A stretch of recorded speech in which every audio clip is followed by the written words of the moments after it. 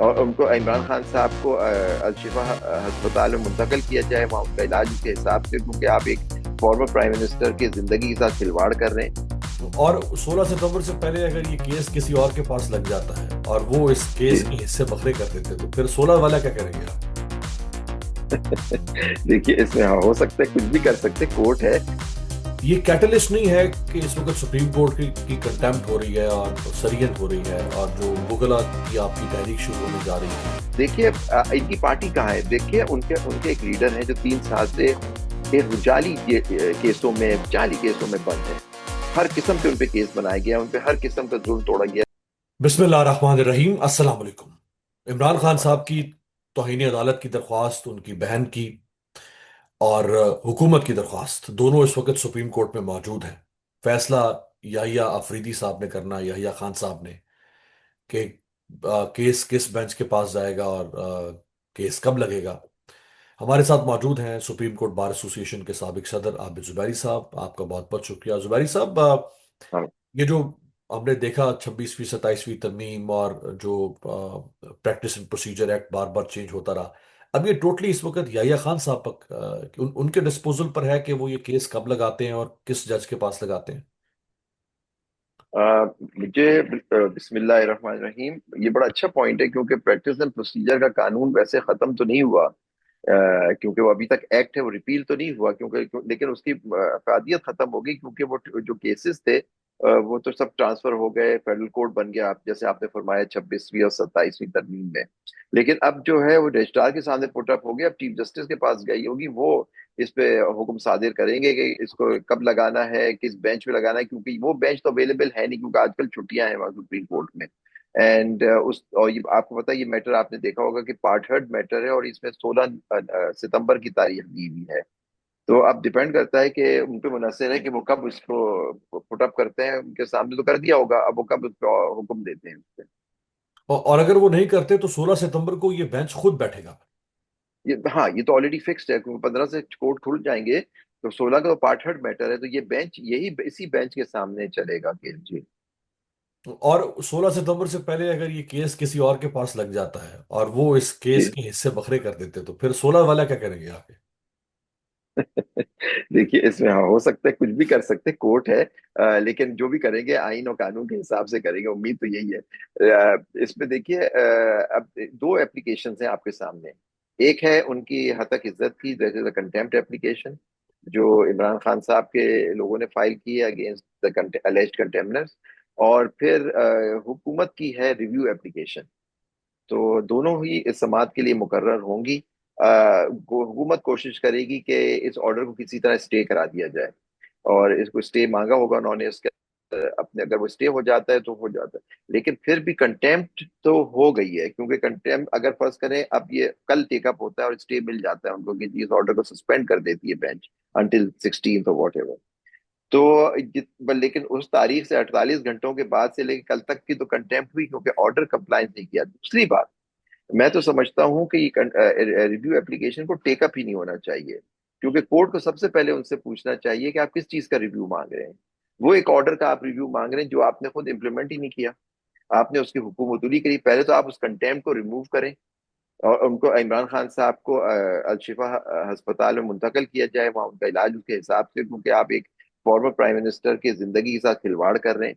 और अगर आप उनको वहां ले भी गए थे, इधर पिम्स अस्पताल, तो ये आप किसने आपको इजाजत दी थी कि उनको फिर वापस अडियाला जेल, उनको तो अस्पताल में रखना था, आपने कहा सिक्योरिटी की बिना पे आप उनको पिम्स अस्पताल ले गए।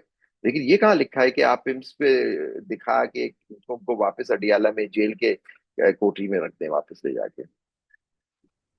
अ, हमेशा कोई कैटलिस्ट चाहिए होता है किसी वाक्य को रूनुमा होने के लिए, किसी तहरीक को चलने के लिए।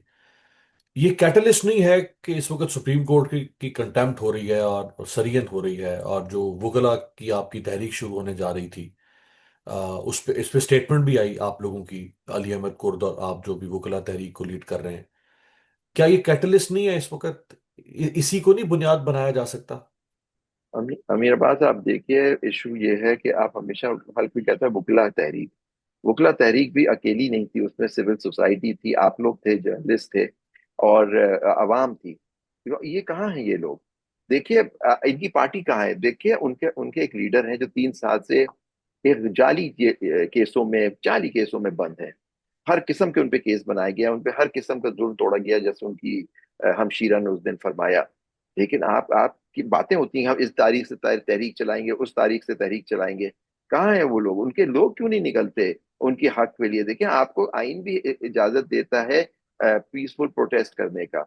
आप उस एहतजाज तो करें, पुरअमन एहतजाज की इजाजत तो आइन भी देता है आपको। आप एहतजाज करें, आप कहें, और आप केसेस को भी लड़े ना। अब फर्ज करें ये चीफ जस्टिस साहब या जो भी इसके है वो नहीं लगाते, तो फिर आपके पास क्या ऑप्शन रह जाता है? आप फिर कोशिश करें, आप जाएं कि जी हमारी केस टेकअप करें, क्योंकि ये मामला उनकी जिंदगी का है, इमरान खान साहब की। क्योंकि जो हुकूमती डॉक्टरों की रिपोर्ट पे ही वो ऑर्डर पास हुआ था कि उनको अल शिफा ले जाएं, वहां उनके डॉक्टर पर्सनल मालिक जो हैं वो उनको देखें। उनको जेल अथॉरिटीज ने वहां भेज दिया अल शिफा, और बहन को पिम्स दे गए। तो ये अब ये सारी चीजें मिल के होगी। कैटलिस्ट तो वो होता है, बिल्कुल होता चाहिए था कैटलिस्ट, तो बहुत हमारे मुल्क में गुजरे हैं, लेकिन अनफॉर्चुनेटली हो कुछ नहीं रहा कि वो जेनजी गायब है सर। जेन जी। लेकिन देखिए ना, जेन पहले तो मैं जी। पहले मैं तो समझा ही नहीं था जब जेनजी मेरे को कोई जनरल जी है, पता नहीं क्या। बाद में पता लगा कि हर हर पीढ़ी की एक जनरेशन होती आपने जेन जी को जनरल ज्यादा तो नहीं समझ है। लेकिन मुझे समझता कोई जनरल जी जरूर है। तो ये फरमाएं कि अभी कुछ नई दरख्वास्तें आ गई अडयाला जेल के कैदियों की, कि जी ये इमरान खान को चूंकि इजाजत दी गई है, तो हमें भी प्राइवेट हॉस्पिटल में इलाज करवाने की इजाजत दी जाए। ये इस ये किस्म की हुकूमत ने दरख्वास्तें अमूमन करवाई जाती है। ये कार्रवाई हुकूमत ने करवाई है बिल्कुल, क्योंकि उन्हीं का ये मुद्दा है कि जी उनको ले जाने के लिए। तो अनफॉर्चुनेटली उस जमाने में वो एप्लीकेशन भी आनी चाहिए थी कि हमें मुल्क से बाहर जाने दिया जाए इलाज के लिए, जब इनके लीडर को बाहर ले जाया गया था, नवाज शरीफ साहब को 50 रुपए के स्टैंप पेपर पे। तो देखिए ना, ये तो ये अब जेल का कैदी, उसकी क्या वो होगी? वो तो जो उसको हुक्म करेंगे वो करेंगे, वो उनके रहमो करम पे होता है। और हमारी जो पुलिस का जो जेल जेल अमले का आप जानते हैं कितना, किस तरह के वो लोग होते हैं, क्या होता है कैदियों के साथ और आम कैदियों के साथ। तो जाहिर बात उन्होंने दिलवाई, हुकूमत ने ही दिलवाई है ये। क्या सुप्रीम कोर्ट को इस बात का एहसास है, या उन्होंने जब ये फैसला किया था तो उस उन्होंने ये बात मद्देनजर रखी कि यही सुप्रीम कोर्ट पाकिस्तान के एक वजीर आजम की जान ले चुकी है, और वो आज तक वो धब्बा धुल नहीं सका सुप्रीम कोर्ट की पेशानी से? तो एक और वजीर आजम हमारे रहमो करम पर है। अगर हमारा कोई फैसला ऐसा हुआ और उसकी जान को खतरा लाक हो गया, तो हम क्या जवाब देंगे? नहीं, मेरे ख्याल से ये तो सोचते नहीं है, लेकिन सुप्रीम कोर्ट था वो, सुप्रीम कोर्ट तो है ही नहीं। अमीर आप देखिए, उनको तो उनकी तो वैसी सारी पावर्स खत्म करके वो फेडरल कोर्ट बना दिए, सारी कॉन्स्टिट्यूशनल पावर तो वहां चली गई है। अब ये तो एक सिर्फ दीवानी और फौजदारी मुकदमे सुनने के लिए, कंपनी मैटर्स सुनने के लिए रह गया है कोर्ट।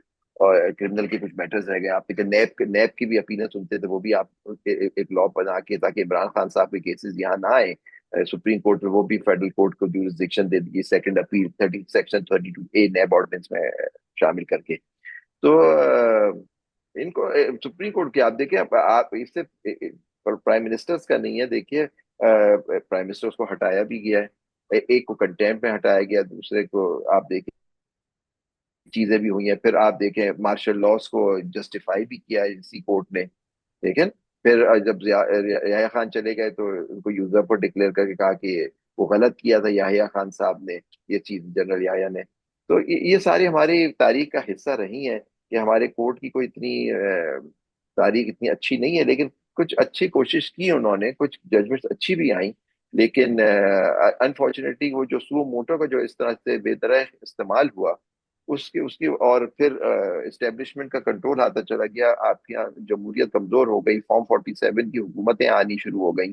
तो फिर उसके बाद उन्होंने फैसला किया कि जी अब कोर्ट को बिल्कुल ही जीरो कर दो, जो उनको वो फैसला सिर्फ और सिर्फ हमारे हक में देंगे और जो हम चाहेंगे। हम्म। काजी फायजीसा साहब आजकल कहाँ होते हैं सर? कुछ उनकी खैर खबर है? नहीं सर, मेरे इल्म में नहीं है। तो आप अल्लाह से माफी मांगे जहां भी हैं अपनी हरकतों की। कोई आपकी फ्रेटर्निटी में उनका आना जाना नहीं है क्या? नहीं, मेरे ख्याल से इतना मुमकिन भी नहीं है उनका हमारी फ्रेटर्निटी में आना जाना। हो सकता है कुछ उनके फैंस हों, उधर वो जाते हों, मुझे मेरे इल्म में नहीं है। यानी क्लोज सर्किट में मिलते होंगे, खुल के नहीं सामने मु- आते। मुझे नहीं मालूम सर, वो हो सकता है उनके क्लोज सर्किट हो, जो उनके मुस्तफीद लोग होंगे, हो सकता है वो उनसे मिलते हो। क्योंकि वो कराची बेस्ड है ना, और आप भी कराची में, तो मैंने कहा शायद वहां नहीं कहीं। सर, वो कराची में नहीं रहते सर, वो इस्लामाबाद में रहते हैं। एम्बेसी रोड पर उन्होंने नया घर बना लिया था, वहां सुना रहते हैं। कोई हम्म। वहाँ सरीना के पास कोई जगह है उधर। हम्म। कोई उनका कुछ कुछ पता नहीं है कि वो कहाँ है। नहीं सर, मेरे इल्म में नहीं है, आपको शायद ज्यादा मालूम है। जो उनके जो जिन लोगों ने उनको सपोर्ट किया उनको मालूम होगा कि प्रोटेक्शन तो वो दे रहे हैं, थोड़ा बड़ी प्रोटेक्शन में जाते हैं वो जहाँ भी होते हैं। और याहिया खान या साहब कब या जा रहे हैं? या उनको मालूम होगा, वो जो डोनेट की दुकान थी क्रस्टीज, उनको शायद मालूम होगा। तो ये याहिया खान साहब कब जा रहे हैं? जी, याया खान अफरीदी साहब जो हैं वो अगले साल अक्टूबर तक 3 साल का उनका पीरियड पूरा होगा, क्योंकि अंडर दी 26 अमेंडमेंट वो 3 साल के लिए चीफ जस्टिस बने थे सर। 2027 अक्टूबर तक। 2027 अक्टूबर तक ये उनका पीरियड है, मतलब 3 साल के लिए उनका, क्योंकि 3 इयर्स कर दिया है ना, तो उसमें या और उम्र सुपर एनुएशन की एज तक। जैसे अगर आप कोई 63 में बने तो आप 2 साल मिलेंगे आपको, 3 साल नहीं, आप 65 तक होंगे, लेकिन इनके कोई 3 साल, मैक्सिमम 3 इयर्स कर दिया तो ये अपनी 65 से पहले ही रिटायर हो जाएंगे। 65 से पहले। जी, और उसके बाद फिर पिक एंड चूज होगा, यानी फिर वही हुकूमत वही फैसला होगा, करेगी। जी हाँ, वो 3 लोगों के बीच में फैसला होगा। जो ये लॉ बन गया 26वीं तरमीम में था कि पहले 3 सीनियर जजों में फैसला होगा कि कौन चीफ जस्टिस होगा फिर। लेकिन अब पता नहीं, हनूज दिल्ली दूरस्थ के, पता नहीं उस वक्त तक क्या होता है।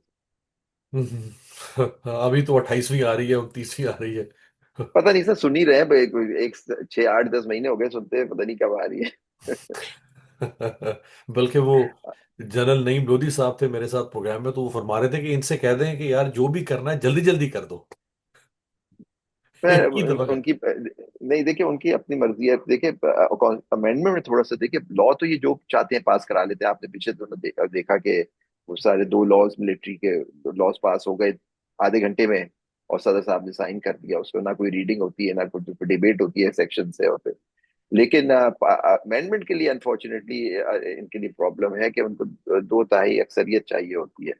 वो अब वो तो है इनके देखना होगा पास, कि वो तो नहीं, रिजर्व टू सीटें लेके बना चुके हैं।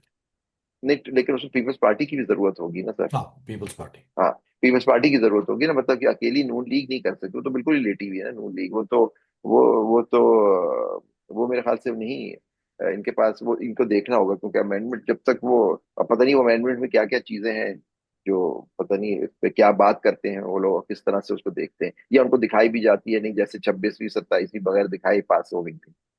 हम्म।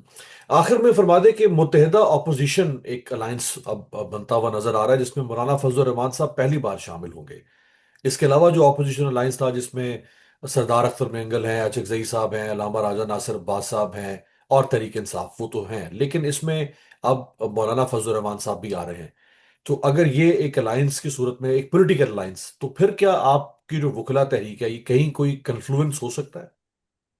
देखिए होना तो चाहिए। देखिए हमारी तहरीक क्या है, आइन की बहाली की तहरीक है, रूल ऑफ लॉ की तहरीक है, ह्यूमन राइट्स के ऊपर है, और सिविलियन सुप्रीमेसी के लिए तहरीक है। तो अगर ये समझते हैं कि उसके होते, लेकिन इनको भी देखना होगा कि इन लोगों का, इनका माजी जो है वो जरा परेशान कुन है, परेशानी देता है, क्योंकि हमेशा इन्होंने इस्टेब्लिशमेंट का साथ दिया है।